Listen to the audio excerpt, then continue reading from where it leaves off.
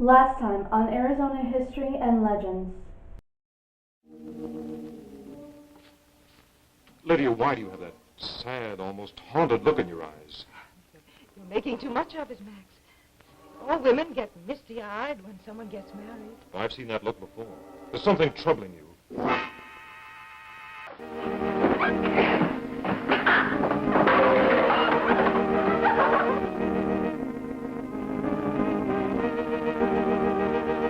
Wait. That's not what happened. This is what happened.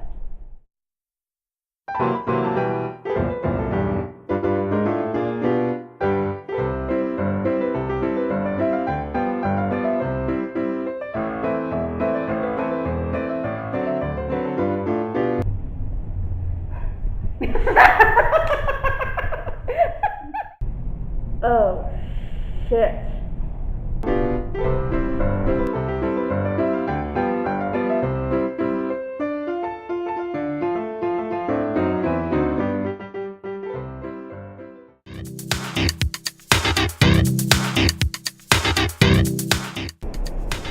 Those stairs are like killer.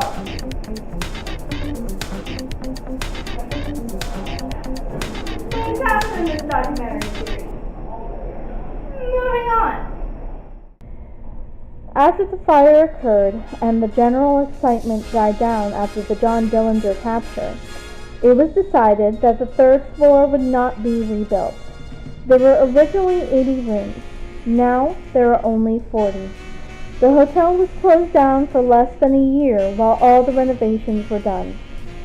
It operated both as a hotel and a hostel over the years. A hostel, which originated in Europe, is a low-rent room that will typically have both regular and bunk beds. This was the hotel's mode of operation until 1985 when it was sold to the current owners, the Ulcerons.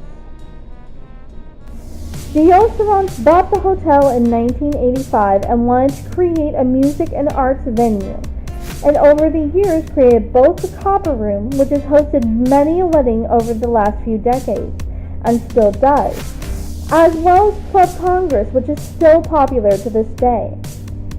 In 1989, a traveling artist by the name of Larry Boyce rode his 10-speed bicycle into town.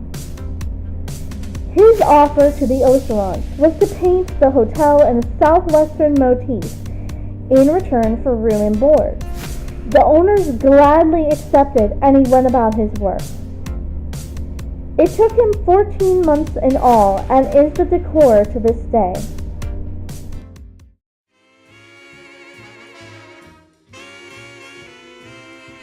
The Cup Cafe was originally a service counter and kitchen that occupied about 20 square feet. In 1985, it was expanded on and can accommodate up to 100 guests for both inside and outside seating. An interesting and surprising thing about the Cup Cafe is that many people don't notice at first is that it has a floor made of pennies. You heard that right. Pennies. Over 10,000 of them. And since Arizona is known as the copper state, it makes perfect sense. And why not? This floor has been kept this way for several years. Every 4th of July, they close down the cafe and train it up like music. The Cup Cafe is also very well known for their breakfast and their gourmet pies and cakes. There are several events as well as local bands that the hotel is host to, Dillinger Days being one of the most well-known ones, but they have to Hollywood it up with gunshots and car chases. Mainly because the truth is too boring. Can't win them all. Now, as the show is called Arizona History and Legends, we're going to go into the Hotel Congress legends, mainly ghosts. Now, the first ghost legend that we're going to explore is Vince, who I lovingly like to refer to as the butter knife ghost. Vince was the last long-term resident of the hotel and was a handyman for the hotel as well. He would make repairs with a butter knife, and much to the housekeeping staff's dismay, would leave them lying around in various parts of the hotel.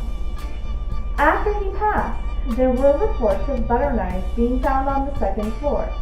Nobody had any idea why, though most suspected Vince was letting the hotel staff know that he was still around.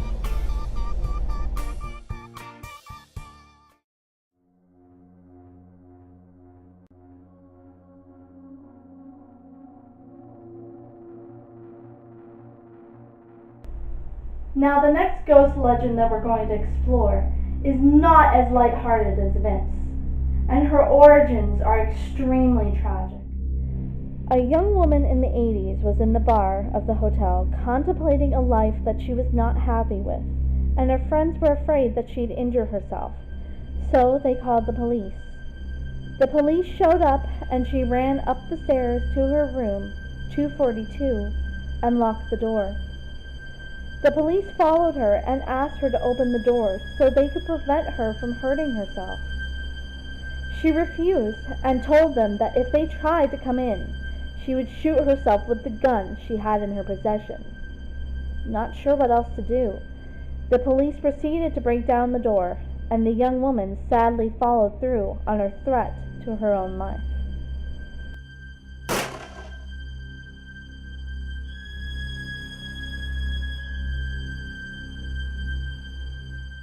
There have been stories that have come out of this dream over the years, ranging between I couldn't sleep because someone was touching me, or I had a nightmare about a woman killing herself in this room. The majority of the guests who have stayed in that room didn't even know about the events that took place in that room all those years ago. As a matter of fact, less than a year ago, a young man had his own experience with the ghost of room 242. As he was coming down the stairs for a bottle of water at 3 a.m., he heard the stairs creaking behind him. He looked, and no one was there. He kept going down the stairs and felt a presence behind him as well as the unexplained creaks. When he got downstairs, he asked the night clerk at the front desk if they had seen anyone behind him coming down the stairs. The night clerk said no, that they had only seen him. The young man told the story to John, the room manager, the next morning. He stated that he was not a believer in the paranormal, but that experience the night prior made him into one without a shadow of a doubt. Yours truly also had an experience here at the Hotel Congress. In the upstairs hallway, before I even knew about the ghost stories that inhabit this place, I was walking down the hallway and I felt this shove against my chest, kind of like someone was warning me to stay away. Well, of course, I didn't, so I kept walking down the hallway, and I felt presences on every side of me watching me to see what I would do. Talk about disconcerting. There are other reports of ghostly happenings within the hotel's halls.